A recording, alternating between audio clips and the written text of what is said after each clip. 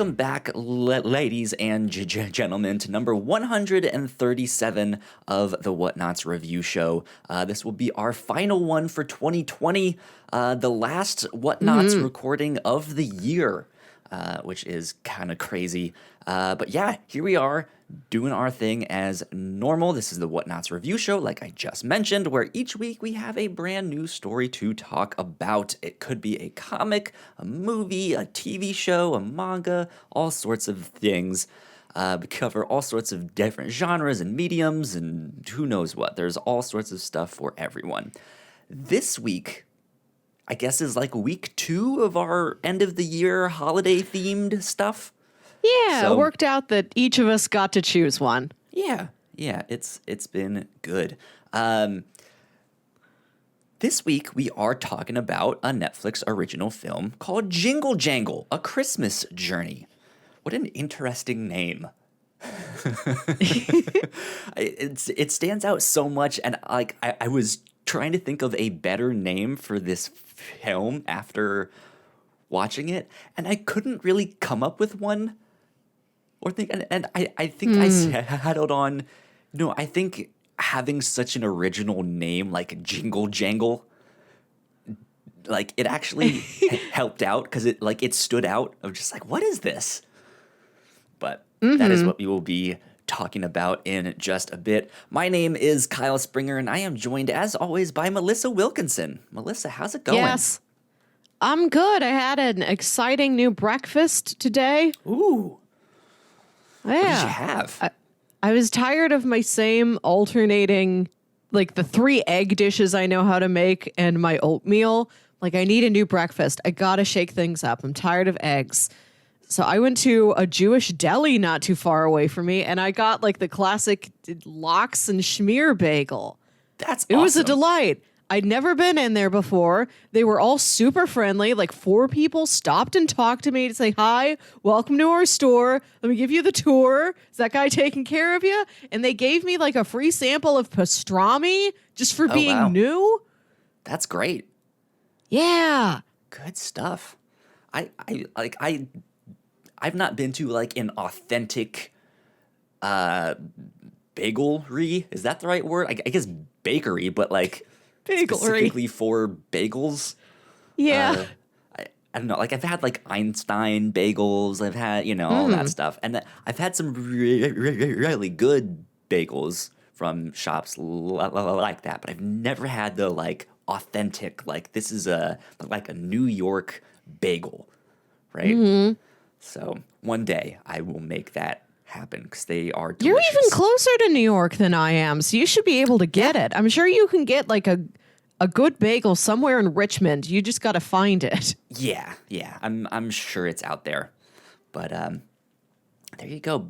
I think my morning consisted of an energy drink when I had so Okay. that was about it. So this weekend on the captain's log, I mentioned that I used the app GoPuff for the first time to buy some alcohol, which I drank last night on our 5-year anniversary thing. But I'm also releasing that after this Yeah. thing that we're recording here. So time is all messed up.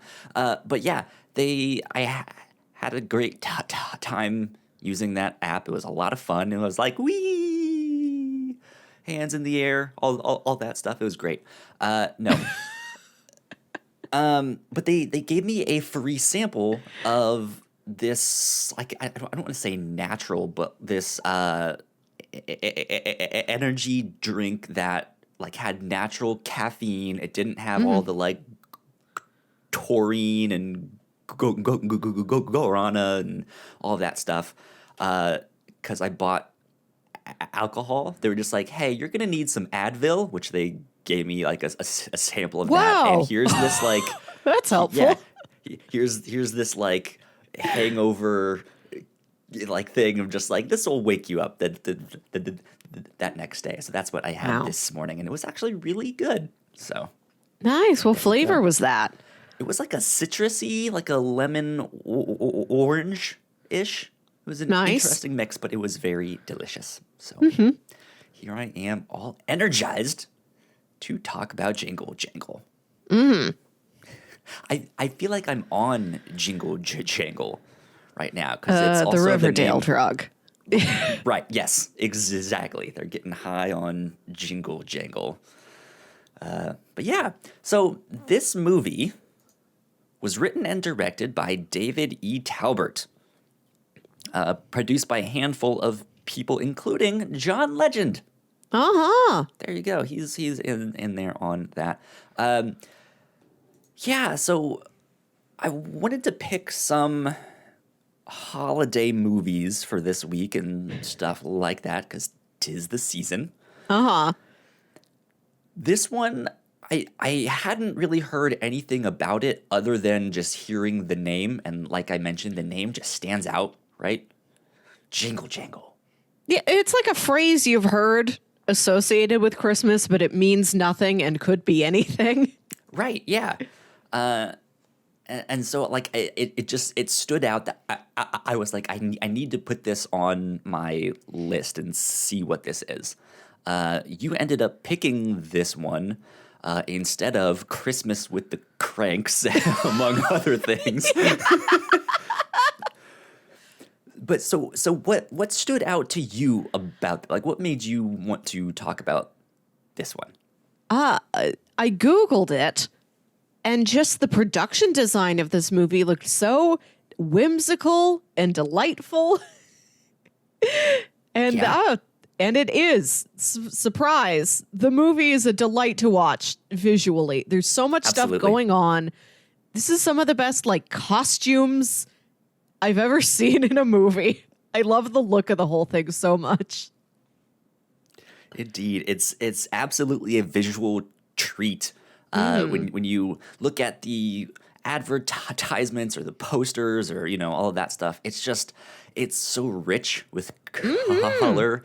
Like you mentioned, the costume design is just fabulous, and yeah, it seems to have this sense of like magic and wonder that I really like in Christmas movies and stuff. Yeah. I'm not much of a Christmas movie watcher, but I like, there is like a certain feeling that just, it's like childlike, like sense of wonder that I really like in Christmas movies. And actually the one that comes to mind is often that first Harry Potter movie. Yeah. There's Yeah. just this sense of wonder. And it's just like, whoa, everything is new. It's beautiful. What is this? What is this? Or all the scenes in the Santa Claus at the North Pole. The Sure, best part yeah. of that movie. I don't care about anything that happens on civilian Earth. I wish the entire movie was North Pole. Right, yeah. And this absolutely has that in spades. And so, yeah, we got to watch that, or watch this week. And I was surprised. I can't say this was something that I necessarily liked per se, but it's a good movie. I think it's very light and fluffy. I think it's very warm-hearted. It's energetic. There's a lot more musical numbers than I Yes, was expecting. you didn't- That's something I don't think I had knew this no was a idea about. musical. Yeah, I think when I Googled it, maybe one of these headlines said it was a musical, but I wasn't reading words. I was just looking at the pictures, and you can't tell from a photograph if anybody's singing, really. Right. I yeah. am so happy this was I a had no idea. musical, because normally I go to this local theater here in St. Louis that does, it's this outdoor theater named the Muni. They produce 7 Broadway caliber musicals a summer. That was not happening this year. So my musical quota in my life was so low. I was so happy to get this delivered to me right here at the end of the year in the dark of winter, to have musical energy brought back to me when I need it most. Merry Christmas, Melissa. I did Thank this just you. for you. I planned Yay. it. Yeah, like I had no idea about that aspect. And then on top of that, as I was picking out what to put on my list, like another reason why this absolutely stood out is it's like mainly all black cast. Yeah. And looking through Christmas movies, They are Yes. like 99% all white. Like Or, it's well, just white people, or white it's an people, white adult- people. Or it's an adult movie, like an adult romantic comedy. Yeah. I was trying to think of like a young adult like family movie with a more diverse cast. And yeah, I couldn't come up with one off the top of my head. Could be just There's my almost none. cinema experience. Maybe somebody out there is yelling, no, there's a very clear answer to this question. I mean, sure, there are some out there, but like you could Yeah. go on Netflix and see their Christmas collection or their holiday collection, and it's just white people after white people after white people, and it's just like, God damn it! Like, where's everyone else? So yeah, this one absolutely stood out. I enjoyed it, but yeah, again, I'm not a huge Christmas movie fan and stuff like that. I think it's a lot of fun for the whole family because there are some horny characters, or there is one in there, and she by far was my favorite character. Mine of this too. whole thing. She's the great. standout. But yeah, it's not like overtly sexual or stuff. No, it's pretty like family that. friendly. It's Absolutely, yeah. but it's enough to be like the parents will chuckle and like, Yeah. okay, this is good. It's a good child's introduction to what adult flirting looks like. Yeah, sure, sure. This is how adult romances go, just so you know what adults are up to on a very Yeah. general, wholesome surface level. Oh, Yeah, very wholesome movie indeed. Yeah, it's a very sweet movie. It's got a little bit of melancholy to it. Like, it's not super bright and exuberant all the time. It's got that energy to it, but like the characters hit a lot of low points. It's a kind of an uphill struggle for them to get on good working terms with each other at some point. Like there's emotionally a lot going on here. It's like you have a very serious thing to work on within yourself. It's not just, we have to sell all these cookies by midnight to save the Old Town Theater. Yeah, no, it has Some rich old actual stakes. businessman's going to close this building. Yeah. Look at him. He's got a monocle. He means business. Good stuff. Well, I guess we'll do a synopsis of the film for those of you who have not seen it yet. Then we will get into our housekeeping and then on to spoilers and stuff for the rest of the time here. So yeah, plot synopsis. What happened in this film? Starts out with a toymaker named Jeronicus Jangle. Yes. What a great name. Yeah. Lots of alliteration in this film. Indeed. And he is this famous inventor. He is inventing all these doohickeys and gizmos and gadgets and toys and all sorts of stuff. The world's foremost creator of doohickeys. Right? And yeah, he's inventing all of this stuff, and he finally got this thing that is about to make him like mega famous or just or rich, and not in like a greedy way, but of like, I've worked so hard to get this one thing. Yeah. I finally have it. Now I can support my family. I can now give back to the community, and not just my community, but to the world. Yeah, he wants to build something that could be in every household, that like every family could get joy from. It is very altruistic what he wants to do. Absolutely. And he has an apprentice that is working for him who also is an inventor, but he's just not as good. And that's fine. He's in apprentice, but he ends up betraying his master, his teacher. He ends up betraying Jeronicus Jangle. I love that name. And that's kind of what starts the story off. He betrays him and ends up going on to be this famous inventor that Jeronicus wanted to be, but with the greedy twist, right? With the like, I did all of this on someone else's ideas, and I've stolen it all and stuff like that. And it leaves Jeronicus down in the dumps, and his shop closes, and now he's a pawn shop and all of that. And he just becomes this sad old man. and it is not until his granddaughter, who he has not met yet, comes into his life that he finds his spark again, and the Christmas spirit, if you will. So, yeah. The movie's actually less it's very Christmassy, and it's like the narrative is not super Christmas based, Right. like except for the fact that he's a toy maker, and like Christmas is like a looming date. Like her mom sends Journey to visit Grandpa, and she's like, "I'll be there on Christmas," and she'll be seeing her father again for the first time in decades when she goes to pick up her daughter. Like except for that hanging over their heads, this is kind of a story that could take place at any time of year.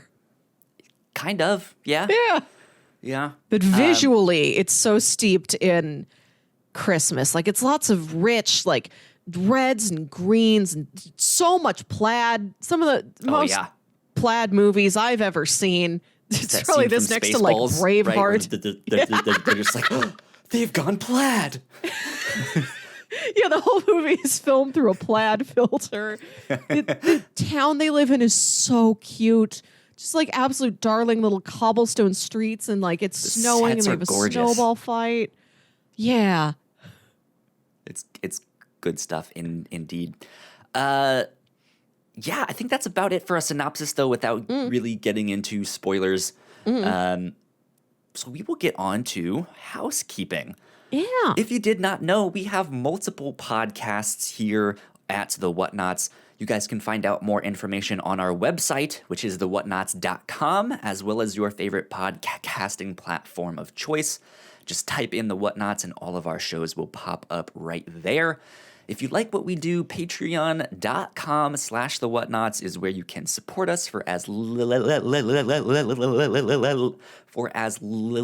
$1 a month. We do have a $3 tier where you guys can get all sorts of exclusive content. We just recorded our end of the year 5-year anniversary retrospective, which is not Patreon exclusive. That will be out for everyone on all of our podcast feeds. So unfortunately, if you are subscribed to multiple of our shows, it will show up multiple times. So make sure you listen to them from each feed so we can get more download numbers, right? Yeah? Yeah? Christmas thanks. Yeah, great. Okay. And we recorded for like 5 or 6 hours yesterday, which is why we may sound very tired today. Yeah, we are a little bit wiped.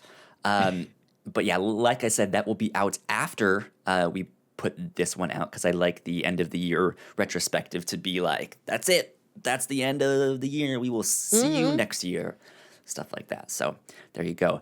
But yeah, be sure to check that stuff out because we have a lot of great stuff. We had a lot of fun. There was pizza. There was trivia. There was Spotify playlists based on all the stuff we covered this year on the review show. We laughed. I got drunk. It was great. Yeah. Yes. It was good. Last but not least, a big shout out to our Patreon supporters at the $5 tier. So thank you, Sam, for helping us out and supporting us for so long. We appreciate it. Yeah. And we love you a lot. Yeah. Thank you, Sam. Thanks for spending so much time in the chat with us yesterday during the retrospective. Absolutely. It was great. But that's about it for housekeeping right now. I guess we will get on to spoilers. Which, Melissa, you can't hear the thing right now because I got a brand new microphone. I got one of the Elgato Wave 3s for Christmas, and it is wonderful. I like it a lot. And it comes with its own software to like plug in all of your audio sources, and you can separate them out. So it's like, okay, this channel has my mic, this one has Skype or Discord or something. This one has your browser, this one has all, so you can separate it all out. And that's what I was using Voicemeeter Banana for. But the one downside with Wavelink is you can't make custom outputs. Okay. So I can't send some of this sound to Melissa like I was with Voice Meter Banana, and she can hear all of these sound effects and stuff like that. So we'll Now, see. does Voice Meter come in other fruit flavors like a crisp apple? Would you take a crisp potato? Oh, no. No. Well, I mean, I would, but in a completely different context. Yeah, I was thinking like, they do their regular voice meter, which is which is free and like very minimal of just like what it can do. Then there's Voice Meter Banana, which is donation where, and then that has like more plugins and you can do extra things with that and stuff. And then Voice Meter Potato is their biggest one, and that's their like full size professional one. that's so weird because when you're talking about a piece of technology that doesn't do much and is very simple, like you call it a potato, like, oh God, this old laptop, it hardly does anything. It's a potato. Yeah. It is the exact opposite. So, there you go. But yeah, so on to spoilers about Jingle Jangle. Spoiler alert, they have a happy family Christmas. Spoiler alert, How there's this songs. is going. There's choreography, song and dance. I was not expecting this at all. That's the first thing that I want to talk about. Yes. Like, this was the first thing that absolutely surprised me. So it starts out with these kids, I guess, in modern day time. This whole movie, it takes place in another time period. Aesthetically, it kind of reminded me of the Series of Unfortunate Events movie. Okay. And maybe the show. I don't remember the show as clearly as I remember the movie because I didn't get that far in it. I need to finish it at some point. Regardless, picture that the Jim Carrey movie in your head, and it's kind of like that. Yeah.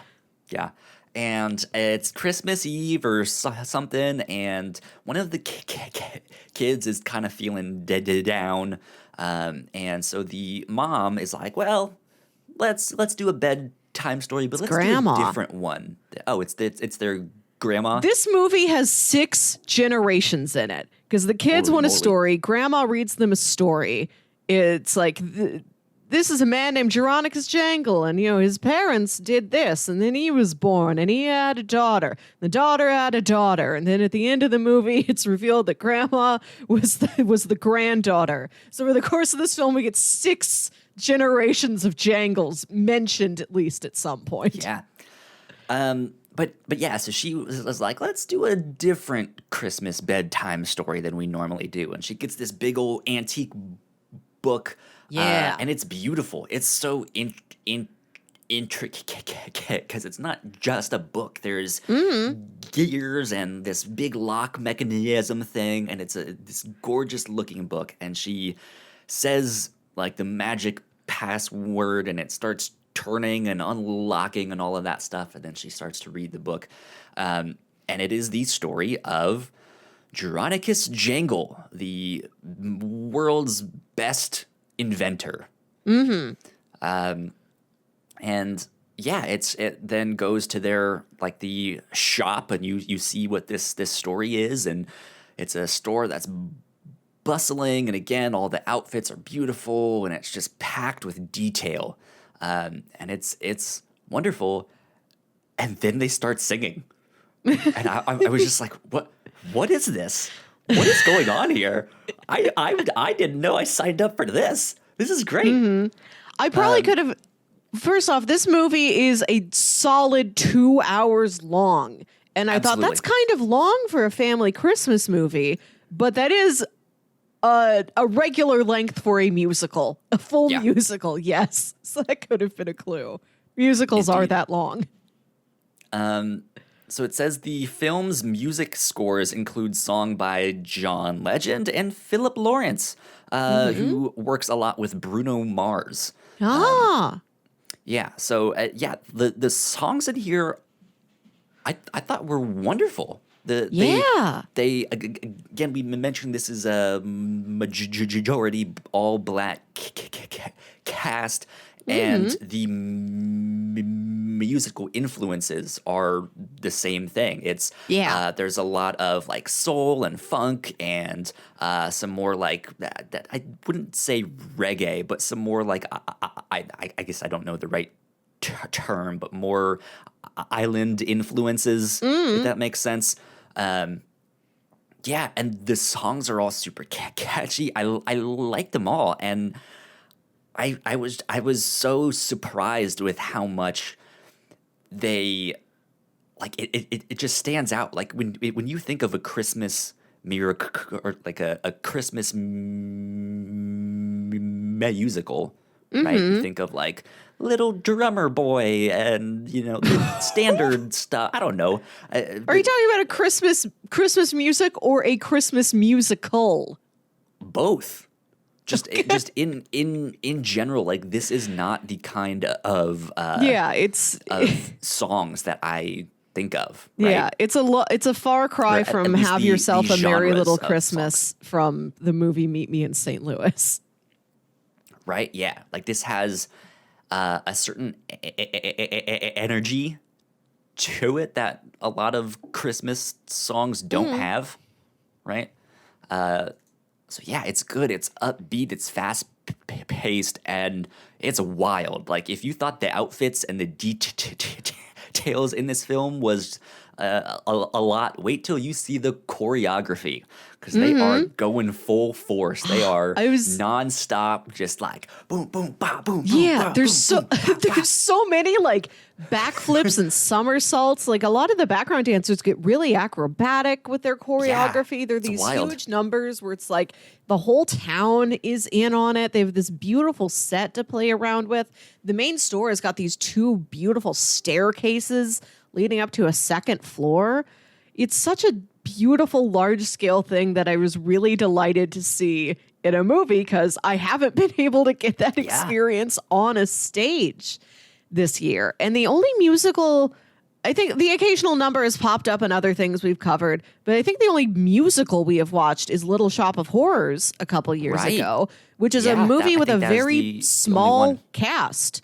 There are not big choreography numbers in that. There's very little dancing.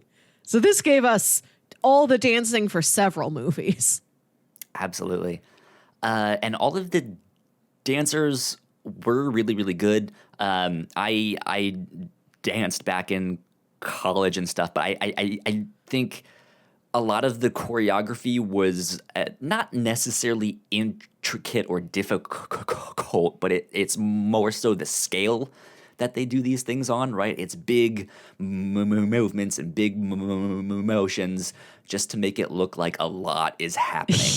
Yeah. But yeah, there are acrobatics and stuff like that. I think the younger kids that they got to do all of this stuff were great.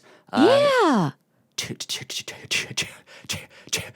it's not like, oh, they're a kid. I guess I can give them an A for being cute, right? But it's like, no, they're actually hitting all of these beats, and they're getting all of these moves, right, and stuff like that. So it's like, okay, good stuff. These guys know what they're doing. Yeah, okay, I like it. But yeah, I just was not expecting it. Did you have a song that stood out to you? Was there one that stood out? Yeah, the one that's been stuck in my head the most over the past week has been Magic Man G, which is Gustav's song. Yes. And go ahead. No, and I also really loved, I think it's called Make It Work, which is the song towards the end of the movie where Anika Noni Rose is in this. She played Princess Tiana, my favorite princess. She's in this, and she doesn't really sing until the end of the movie, and she's got such a beautiful voice, but the song they use her for is excellent. Indeed.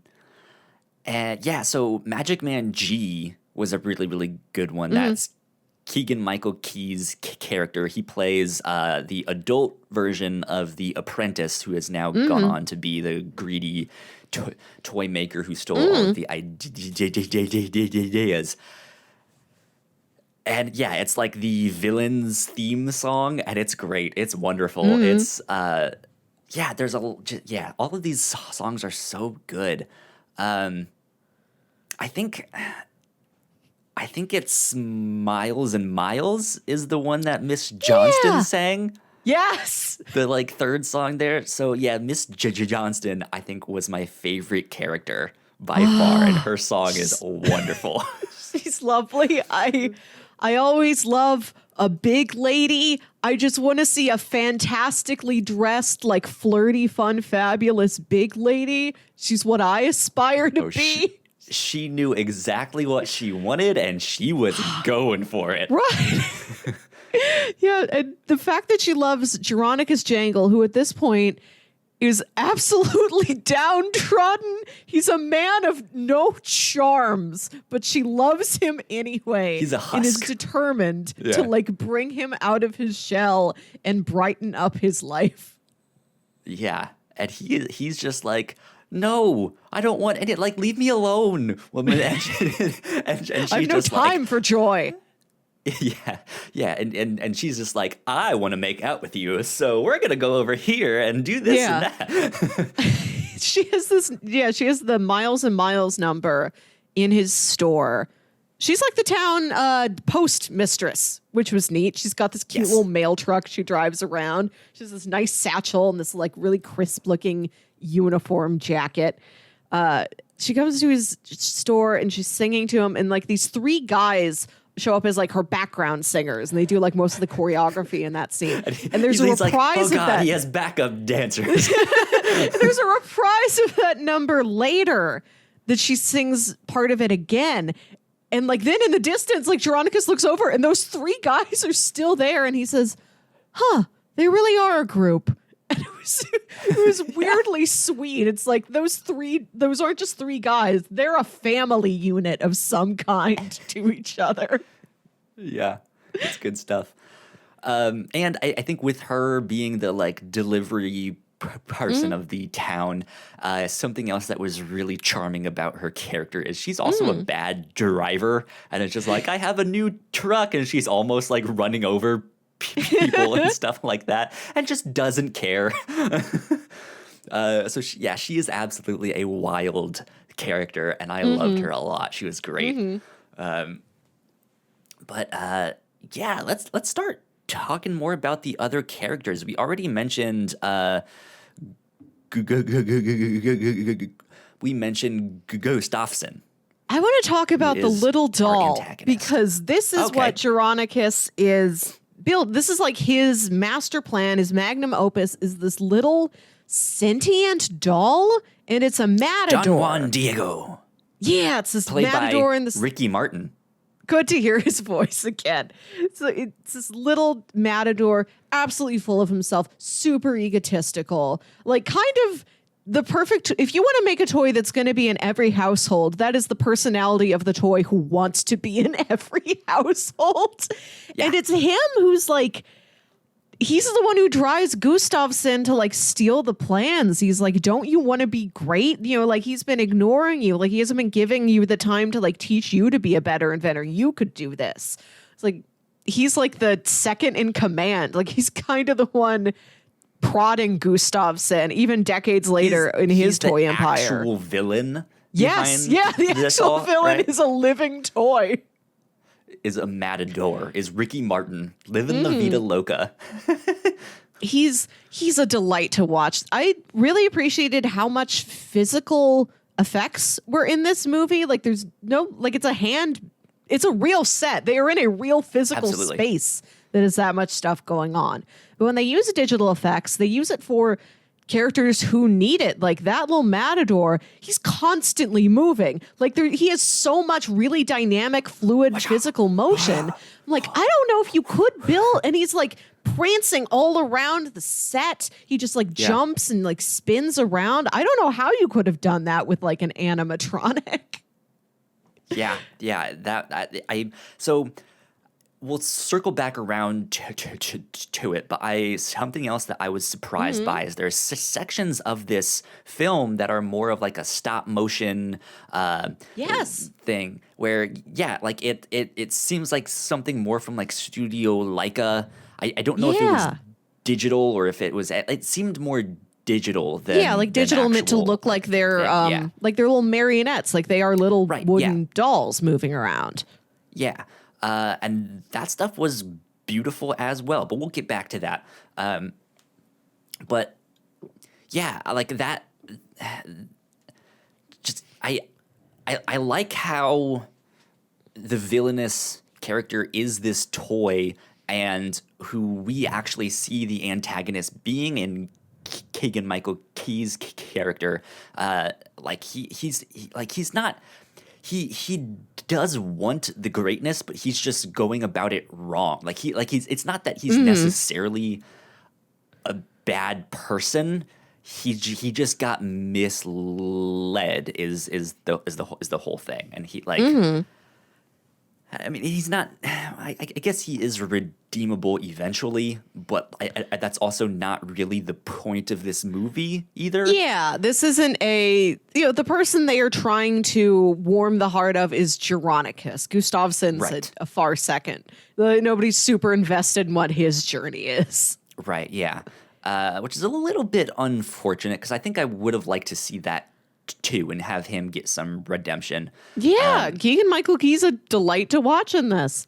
Absolutely. And like we mentioned, his song, Magic Man G, great song. Great acting. It was wonderful.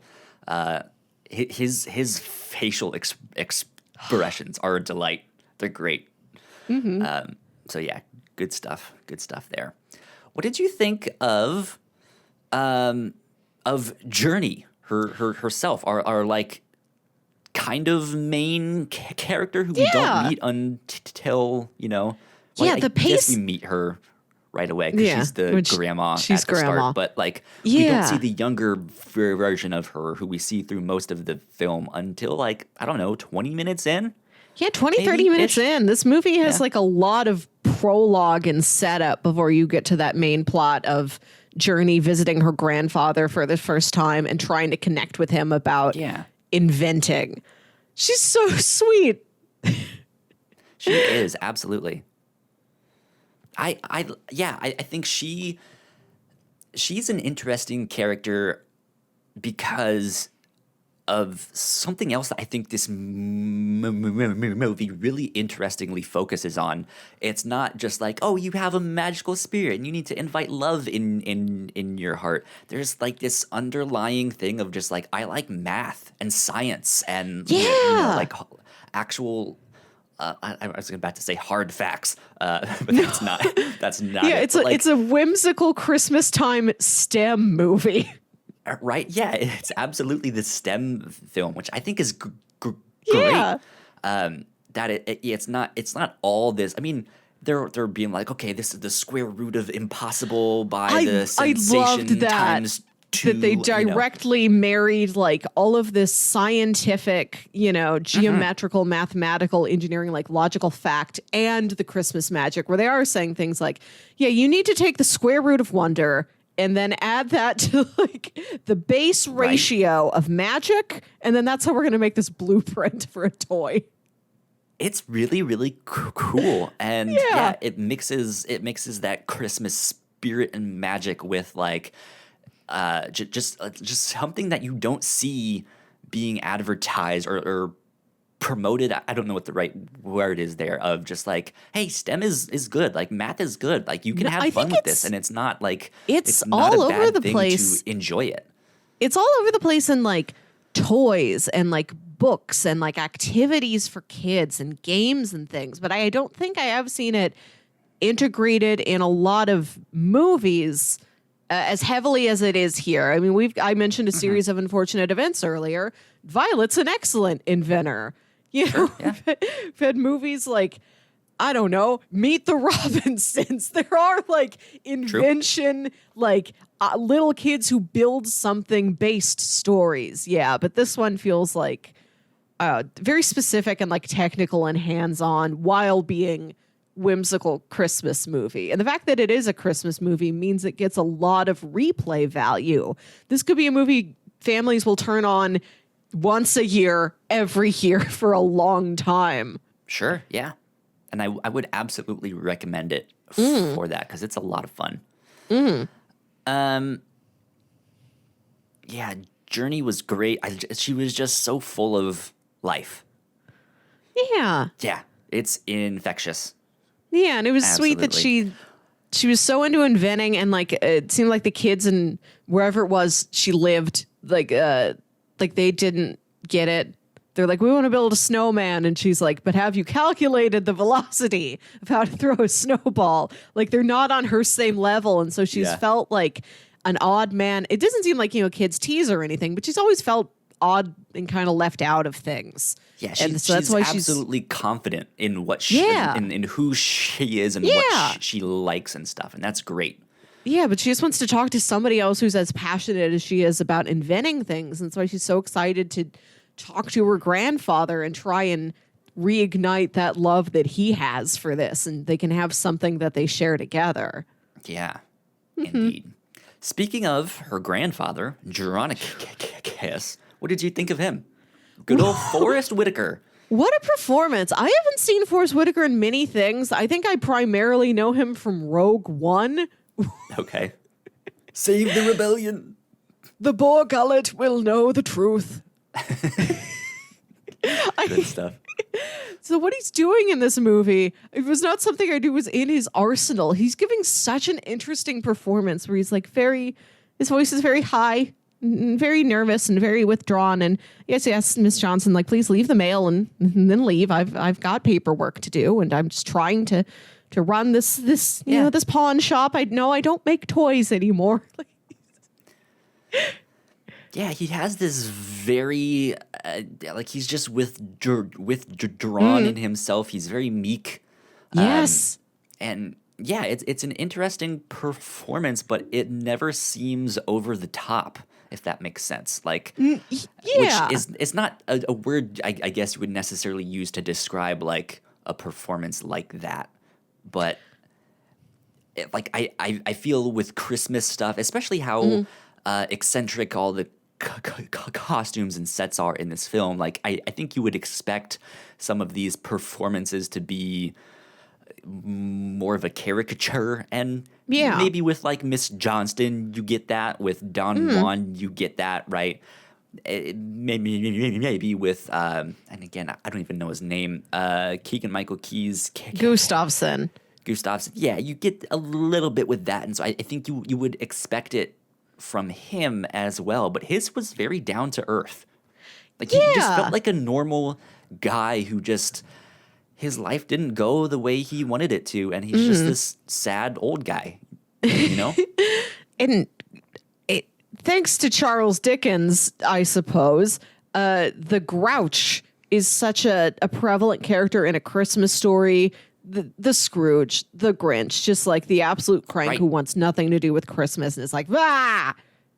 Instead, we've got a man who's not angry, he's not crabby, he's not frustrated, he's just he plays deadened. That kind of character, but he's not the like mean version of that, if that makes sense, right? Like he is kind of the Scrooge, but more so in the sense of just leave me alone. Yeah. Please. Yeah. Yeah, which is an interesting take on this, to make him be so meek. Right, yeah. And just avoidant of everything. Absolutely. So let's go back to the animation stuff. Because we see that in a number of scenes throughout the film. This is more... not really flashbacks, but there are some like side scenes and stuff where you like need to know like extra details and stuff, and it's just like let's do this animated thing. Yeah, it's like for transitions, like when the grandma is starting the story, and it's like, this is Jeronicus Jangle, and he came up, and his parents were like this, and then he opened the store, and then it's live action, and you see the store, and then like they use the animation for the story of after his book of inventions is stolen. He falls on hard times. His wife dies. He's not able to like connect with his daughter anymore because he blames himself for how bad everything went. His daughter just leaves because she can tell like he wants to be alone. So she's like, okay, I'll move away. Like the transition periods, the montages, the large passages of time get to be in this animated marionette style. Yeah, and it's really interesting because I I would think something like that, especially with how rich all the sets are and things, that it wouldn't fit, right? It would almost be too much. Like there's songs and dance and the sets are beautiful and the costume like it seems like it would be too much. But it all just fit together really well. I never felt like it was out of place. And I guess maybe that's because it's about toys and inventions and stuff, right? Yeah, it fits right in. Yeah, so like I really enjoyed those scenes as well. Because they're also small. Like, it's not a big scene, you know? It's just like maybe a minute at the most. But yeah, so good stuff with that.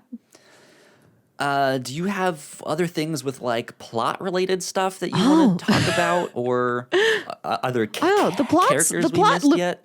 The plot's a little slow, and it's very it's kind of simple. Like, there aren't really any B plots. I guess you cut over and you see Gustafsson and Don Juan, and I guess you have like this Johnston's crush on him, and you've got Edison. Edison's very sweet. And working together with Journey is nice. Oh, it's like a very simple, insular story. Yeah, I feel like the look of the film, the performances, the music of it, those are the highlights. I don't feel like I have a lot to say about the plot. Although I do appreciate how small and emotional it is. And how serious it is at times. Like, it is about a family that really fell apart. This girl's trying to make an old man smile for the first time in like 30 years. Yeah. But it doesn't feel cartoonish. It feels very real. Like, oh no, I'm sorry, your grandfather has never met you, hasn't talked to your mom in so long.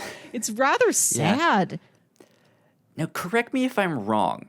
Did I thought I heard this in the movie, but maybe I just wasn't paying attention at the right spot.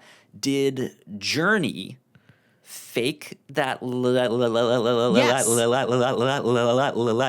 Yeah, so that's what I thought. So we see Jeronicus writing a letter to his daughter, and I think we get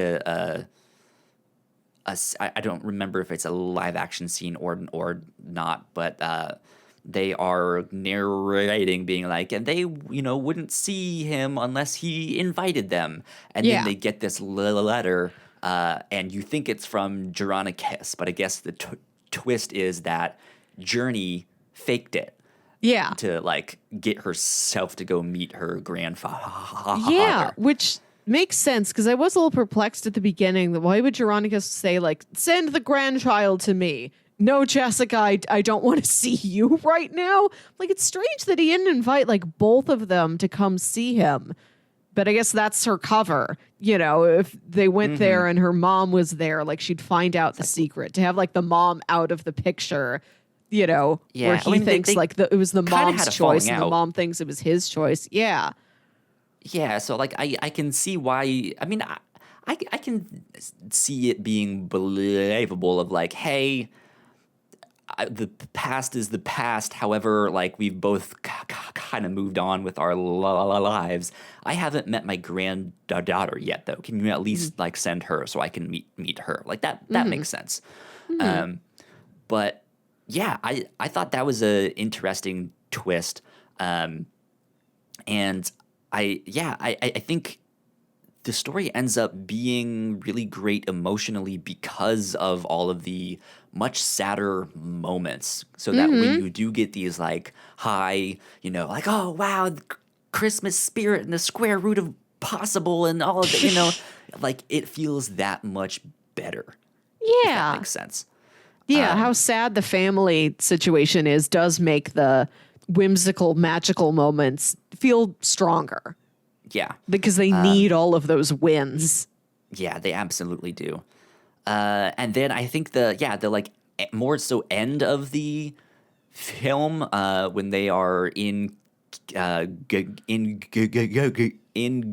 Gustafsson's lab and they're getting all of the stuff back, and then they're trying to escape, but they're in the like sewer pipes or something. And, It's some sort of it's like a vent pipe because it's got like a big spinning fan at the end of it.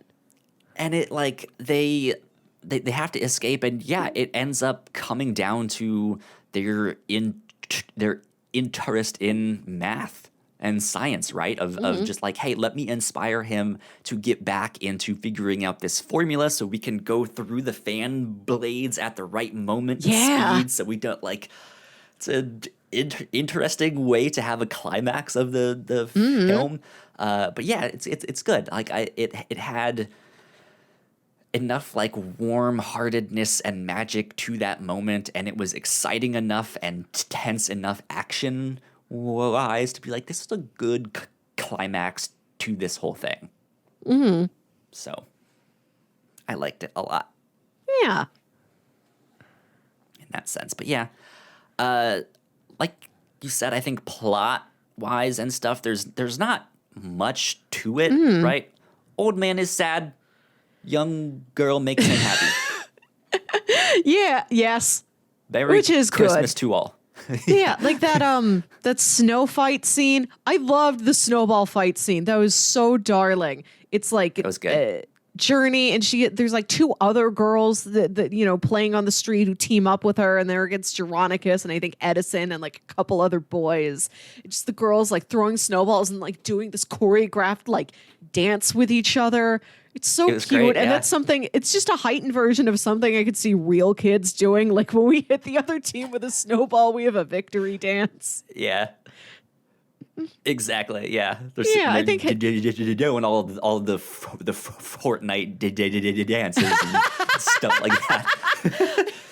You're right. The victory dance is really ingrained into kids now, thanks to Fortnite. Yep. Indeed. Yeah. Indeed. I'm always a big fan of a snowball fight that leads to heavy character lightening up. Maybe I can smile after I had a snowball thrown at me and I throw one back. Yeah, because he looks so mad when he gets hit with that first one. He's just like, what happened to my... It's so funny. It's good. But yeah, let me ask you this. Despite the plot being as light as it is, would you want to see more? Would you want to see a sequel? Would you want to be in this world and follow Journey and Edison, or see, if Miss Johnston gets her night alone with Jeronicus, like, would you want to be in this place more? I would. Yeah, this is a great world to go and spend some time in. It's so brightly colored and charming. And you can tell that even though the story of the Jangle family is a bit sad, like this is a world that is happy. Like it didn't seem like there was strife in whatever town that they lived in. Like it was just interpersonal problems, but generally the community was thriving and happy, which I like to see. Yeah, I'd like to spend more time here. I'm curious to learn more about Jessica, about Journey's mom. Because she like moves away from Jeronicus at some point, and the next thing we know, she's like living in this cabin, this like beautiful cabin in like kind of a woodsy area with her daughter. It's like, do you have a father in the picture? Like, who might that character be? Do you were interested in science growing up? Do you do science still now? What do you do for a living? Where do you live? Where have you been since the last time we saw you? Yeah, I think I agree. Like the world that they made is really interesting, and like you said, there's not really any B plots, but there's enough detail in there to be like, I like these characters. And I kind of want to know more about them. Yeah. I don't really have suggestions for what they should do for the next one, but yeah, I do want to know more about the mom. We do also get this big gap of like Journey when she's young, and now she's a grandma. So what happened in her life there? 'Cause I mean, we don't. There's not really a nod to, and she's still inventing and she's still making things. It's just like they don't really mention it. Mm-hmm. And so it's just like, huh, that's odd. Yeah, Journey's still got those like gears in her hair, which was such a fun detail. I really loved those. Her hair's fantastic. And then we see that there is a huge like Jangle family factory where they still make toys today. Like that's Absolutely, the North Pole of this world. This is a Christmas story where I don't think there's a Santa. It seems like a world where all the toys are made by inventors and bought and given to you directly by your parents and by like no mythical figure. Or is that the twist that somehow Jeronicus Jangle is that world Santa, and like that he is the one that inspired that myth? Is that the next toy that he makes, like this Santa thing that inspires this?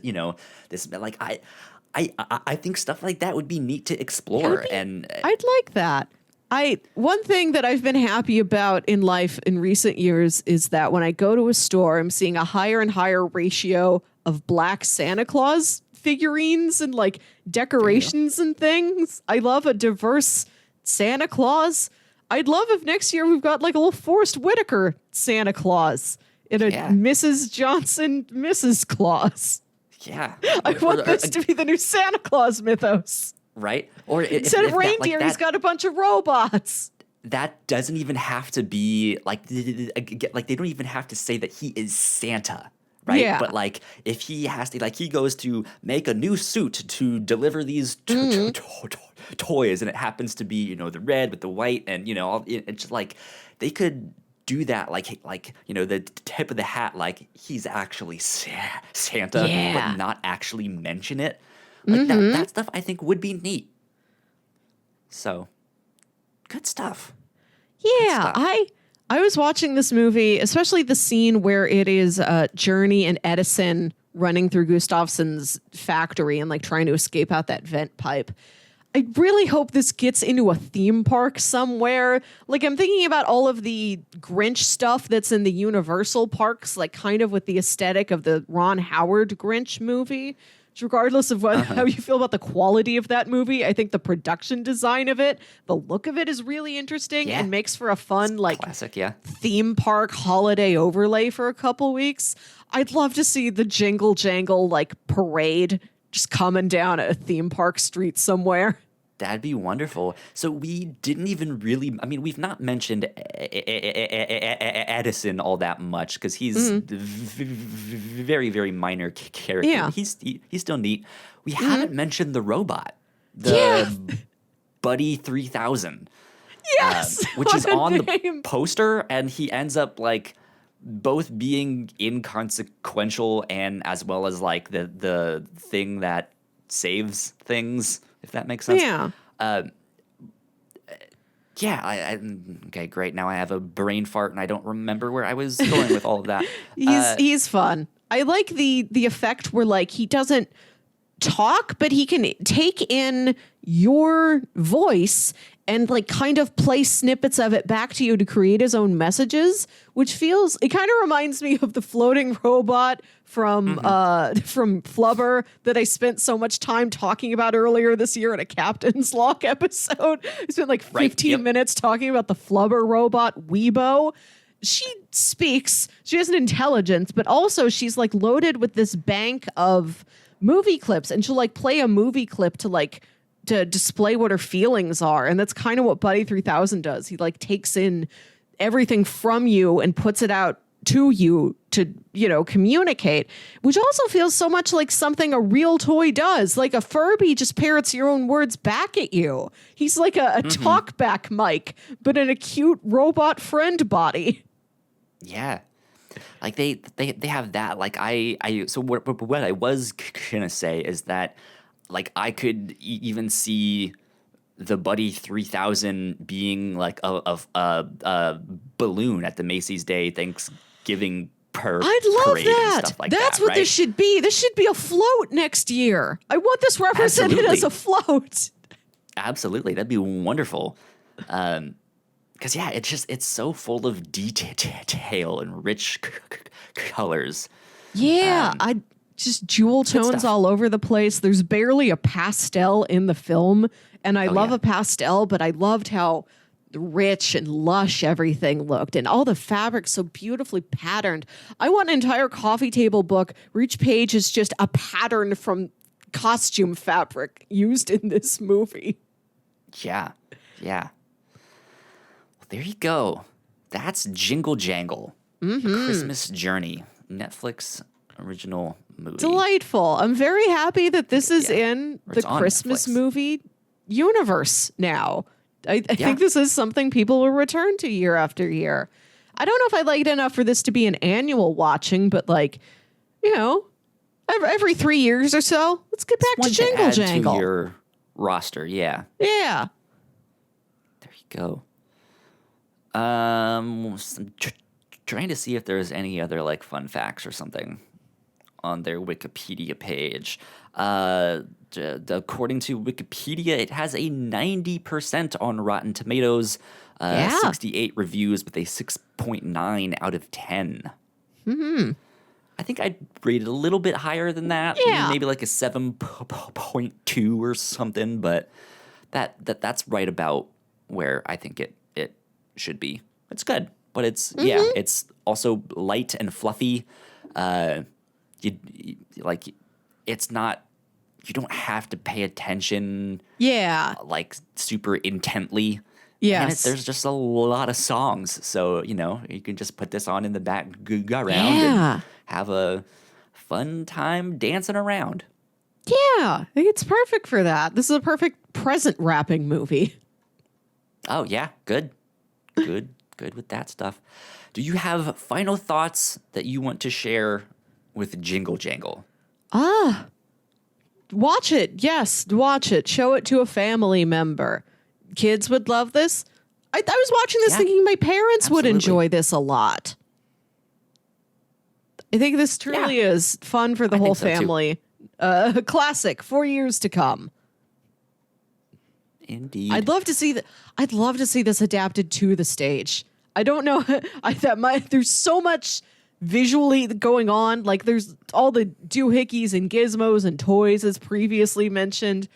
That if I could see a stage adaptation of this, boy howdy. That'd be wonderful. Mm-hmm.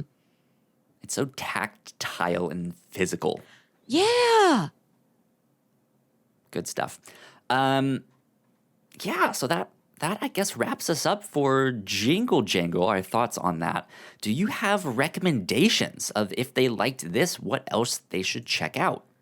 I mentioned it earlier. This reminded me a lot of a series of unfortunate events. You've got the Jim Carrey movie from like 2004, and there was the Netflix original series that I watched the first season of, and I really liked it. And I don't know why I never picked up again on season 2. I don't know if I was busy. I don't know if I was thinking like, oh, I'll wait for them to finish the whole thing. Because I think the first season covers the first 3 or 4, the first 4 books. I got them back there. Yeah, it's the first 4 books. It ends when they get to the Austere Academy. And I don't know how many more seasons, if they're finished with the whole thing. I've got to get back to this. Because these were books I really loved when I was a preteen. They've got the same sort of like pseudo-Victorian, faintly steampunk aesthetic to them.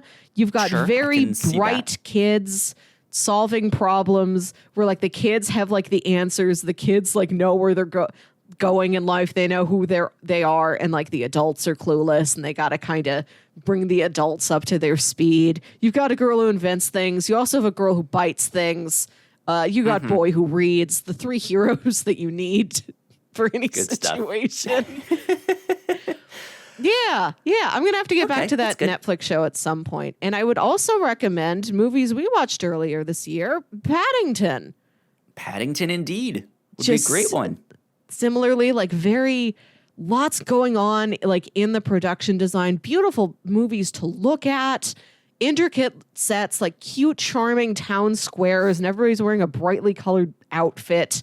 And they're just whimsical and uplifting and a warm, good time. Good stuff. Good stuff indeed. Ooh, man.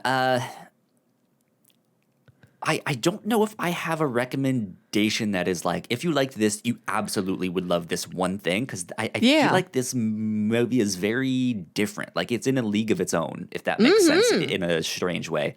Yes. Let's see. If you want something that's, I mean, I mentioned that first Harry Potter film just for that sense of like wonder and magic. I think that's a good one to watch, and I think that one is also set during. Well, there is a portion that is set during Christmas. Yeah, I've heard people lump that in as kind of a Christmas movie. It's directed by Chris Columbus, so it's got like a Christmas secondhand feel to it. Yeah, absolutely. What else? Oddly enough, in my mind, I'm thinking like Spy Kids and stuff, just for the amount of I get it. Yeah. weird gadgets and things that are in that. I haven't seen the Spy Kid stuff since they came out. Wow, Man, I'd love to get back to Spy Kids. Yeah, I'm also thinking of like Wall-E, if you liked the robot and you want more of like he's a very good Wall-E little looking. robot. Yeah. I don't know. I don't know if I have much like Christmas stuff that I would recommend with this, that I feel like has that same level of like detail and I guess A magic. Nightmare I think that's Before a Christmas. tough one. Yeah. Which is half, 1 foot in Christmas, 1 foot in Halloween, but it is a fantastic musical, and it does have a lot of gizmos and gadgets. If you just want to watch somebody turn a lever that spins a gear, you can find it there. You know, I guess also some form of like Willy Wonka, right? Yeah. Like there's just a lot of that like whimsical fantasy going on there. I don't know. Interesting. But yeah, good stuff. Fun film, very light-hearted, good time. Good one to add to your rotation of Christmas films, but also, not one that I think is necessary to watch every year, because it's a lot. There's a lot in this film, a lot of songs, a lot of details. It's very dense. It's very this rich. is like rich. This and is dense. so much movie. I'm like, this is like the most concentrated amount of movie I have seen within one movie this year. It's 100 proof movie. Melissa. Since this is the final episode of the review show for 2020, what are we going to do in the new year? Yeah, it is my turn to pitch these. I have got 3 film series for you. I think this is a nice time to sit down with multiple films at once. The holidays are real movie watching time. 2 weeks off. Yeah. For, end of the year, holidays, all that stuff. So we have a little bit of extra time to maybe watch a little bit of a longer series. Yeah. All right. What do you got? So pitch number 1. These are personal favorites of mine. These were movies that were released in the theaters around Christmas. And whenever it gets Christmas, I want to watch them again. They feel like warm, fuzzy, old blankets to me. This is the Lord of the Rings trilogy. There you go. Yeah, Peter Jackson's Lord of the Rings movies. Of course, That's always a good one. I am devoted to the extended editions. I don't know if those are streaming anywhere. I don't know where these films live, because I've still got like the extended DVD box sets I bought with my Christmas money when I was like 12, 13, and 14 every year. This is what I would do for a little while. Yeah, these are favorites of mine. And I know you're not much of a fantasy guy, but if there was ever a fantasy to watch, it would be this. Yeah, I've actually read the book. I've read the Lord of the Rings book. I read that when I was in like 5th grade, I think. So I was real young when I read that, and I read the Hobbit as well. I've seen the movies. I've seen one of the Hobbit movies. I think I saw the first one, and boy, did I not like that film. I like the Hobbit's fine. It was just like the whole like 48 frames a second was weird, and it just looked strange, and I don't know, it was strange. But yeah, so yeah, these are classics. Good stuff. Yeah. What's pitch number 2? Pitch number 2, I think I've pitched these several times, and I keep pitching them because I like them. And I know it's movies you and I will be rewatching at some point in the coming months. These are the Daniel Craig James Bond films. I think I've pitched these a couple times, always in preparation for, well, we should revisit the rest of the series before No Time to Die comes out. And it has been repeatedly pushed. Right now, I think it's still locked in for April 2nd. We'll see if that holds. But That's even what I if was it just isn't about to ask. then, I don't imagine it would be pushed that much farther. So yeah, maybe we could use this time to catch up on Daniel Craig and his exciting adventures, Casino Royale, Quantum of Solace, Skyfall, and Spectre. Yeah, good stuff. 'Cause I've seen... I know I've seen the first 2. I don't think I saw that third and fourth one. Skyfall is really a something. long time ago. So I don't know. Yeah, Definitely Good old worth James seeing. You're Bond. going to have to watch him at some point. You know, you could spend Yeah. your Christmas break on this. Spend Christmas break with your dad, M, your cousin Q, your cousin Money Papa Penny. M. Well, did Papa M and Mom M, you know, you've got your Judi Dench and your Rafe Fiennes. They're both your parents now. This is your family.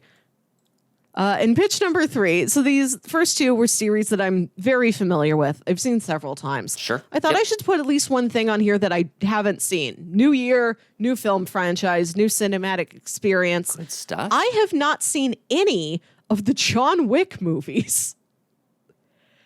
Oh wow, yeah, same here. I haven't seen any of them. Yeah, these have been movies like my dad really likes them, and I'm like, oh, maybe I'll watch those with my dad sometime. But like every night, I'm like, how about this? He's like, no, not tonight. So I've never gotten around to it. You know, Okay. why not start the year off with a bang? As Indeed, he yeah. shoots people. I don't know. I didn't look up a single thing about these movies. I know very little. I couldn't tell you, like, Keanu Reeves is in them. Yeah. Jason Mantzoukas is in one of them. Is Halle Berry in one? Like, I really don't know the rest of the cast. I don't know No where idea. he goes. I don't know what he does besides assassin stuff. He goes to a hotel and he gives somebody a coin. Something about I a don't dog. know. His dog got Right. killed, and now he's on a revenge mission, And, or which something. is the I plot don't for know. the first one, so I don't know what 2 and 3 are about. I don't know what a parabellum means. So this is a whole new world. Well, it's a bellum, but you have 2 of them, so it's a parabellum, right? No, Or Okay. it's like when you're a paralegal, you're not a full attorney. right, yeah. Whatever a bellum is, he's not all of it. He's Right, yeah. slightly a bellum. Right, so our 3 pitches are the 3 Lord of the Rings movies, extended edition if you can get your hands on them, the 4 Daniel Craig James Bond movies to date, or the 3 John Wick movies. Yeah. Oh man. Wait. Let's see. These are all good. I don't think I'm gonna do Lord of the Rings, but not because I'm not huge on fantasy stuff. I don't know if I would really have much to say on them that would be worthwhile, if that makes sense. Really? In 9 know, hours right? of film, you couldn't come up with an hour and 15 minutes of podcast? No. Like we could absolutely talk, but like I just like those movies are so well beloved, and like, just like everyone has picked them apart and talked about them and analyzed them. Yeah, I I don't get know if that. I would have much to say that's really different or truly my own, if that makes sense. Okay, I sure. could be absolutely wrong on that, and we end up watching them, in the summer or something, and I'm just like, wow, did you know that? And think about it this way, it's great, I can't imagine who knows, watching these but- when it's hot outside. I'm certain I did that because, like, in middle school, I would just watch these things over and over again. And I watched, like, every DVD feature. And each movie, I think, has 4 commentary tracks on it, at least 3 commentary tracks, because there's like the whole cast, the director and writers, and one that's like a special effects team. They might have 2 for the special effects team. They might have like the physical people and the digital people. I don't know. I'd have to look at them again. Good stuff. My DVD box sets came with like a map, like a flow chart of this is what all of the extras are and how you navigate the menus to get to them. Wow. Okay. Interesting. Yeah, there's a lot of stuff there because everyone loves those films. And they are good films. They are good films indeed. So it's either James Bond or John Wick. I think I have to go with James Bond. Because I've also been wanting to watch all of those in preparation for the movie. Melissa, I know you're a big James Bond fan. I know you listen to a few James Bond podcasts every now and then. Yes. And yeah, I'm really, really interested. And I think especially after we saw Mr. Robot this year, which is a strange thing to say, but I know that Rami Malek is also going to be in this new James Bond film. And not having seen them all, I still have my theories of like what's happening in this new James Bond film. And I want to see if that holds up after watching this film, or just what's happening in this universe. So I think let's do the Daniel Craig James Bond films. Awesome. Yeah, we will be watching Casino Royale. I think that came out in like 2005 or 2006. Like the movie's something much older than I always think it is because I wasn't paying attention to this franchise for a while. Yeah. And Casino Royale, Quantum of Solace, Skyfall, and Spectre. And Spectre, I think, came out in 2015. Yeah. Yeah. Yeah. Good stuff. I'm excited because this has been on my list of like, we need to do this somehow, some way. If we don't do it on the podcast, I will absolutely be doing it on my own. So right. So I'm like, if we'll be doing this anyway, let's make an episode out of it. Yeah. I'm not exactly sure where these are streaming at the moment, but I do want to say that a lot of the older James Bond movies are free on YouTube. You know, that movies and TV section of YouTube where you can like buy and rent films. These are all free. They've got, you know, the Connerys, I think that up through the Moores, maybe the Daltons. I think the Brosnans might be on Netflix right now, but everything before that, if you want to go through the old ones, they're on YouTube for free. I think they're also on Amazon. A lot of them are. Okay. They're included with That's good. Prime, I think, but that's only the old nice. Ones. So yeah. I don't know. But yeah, cool. Good stuff. That's what we will start the new year with. I had it written down at one point when we were going to record these. Is it the 3rd? I think, yeah, you and I are going to record these on the 3rd. Okay. January 3rd. So that's when we'll be back. So in 2 weeks from now is when we will be back with the Daniel Craig James Bond films. Good stuff. The Daniels. Indeed. Melissa, where can the people find you on the internet? You can find me on Twitter and Instagram at Wilkywit. That's WILKYWIT. You can listen to my other podcast, Saturday Morning Obscurities, where me and my brother Jams watch weird old kids shows and movies. We will have a Christmas episode coming out for you. And you can hear me on the James Bond podcast, Spectre. I'm like friends of a friend of one of the guys who co-hosts that show, and like I was listening to it for a long time, and I talked to them on Twitter, and I was on for the Moonraker episode, perhaps the silliest of the movies. So Good if you want to stuff. just hear us talk about a very wacky movie with like where James Bond goes to space, there's a man with metal teeth, there's like an orchid that's going to poison people. It's a goofy good time. A laser at the moon or something. Yep. Or the lasers on the moon, or I don't know, but yeah, it's good. Yeah.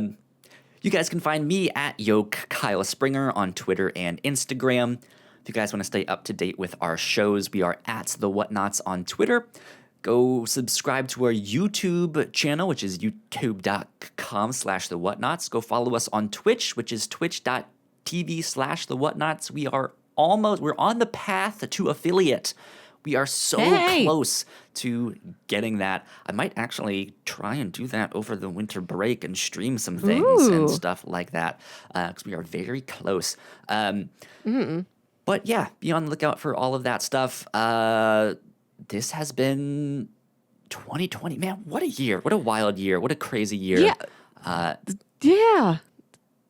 We've been very fortunate that you and I have always recorded this long distance. And so nothing about the podcast needed to change this year. And I think we did some really fun, inventive episodes. We did, yeah, and it was kind of wild, like listening to a bunch of my favorite podcasts be like, "How do we record from home?" And I was like, welcome to like actual podcasting, right? Oh, well, it's different for all sorts of people. You know, if you have the benefit of being connected to a network where you have a producer and like you just gather your friends in person, that would be a life I'd like to try living for a change. You know, right? We all have our great. styles. There's no wrong way to eat a podcast. What does a podcast taste like? I don't know. We'll find out next year, maybe. But yeah, this is it for 2020. We hope your year has been decent at least, or 2021 gets better. We know it has been at tough. least. Yeah, we know it's been tough for everyone. So here is to 2021. We will see you all in the new year. Happy holidays. We will see you next time. Bye. Bye.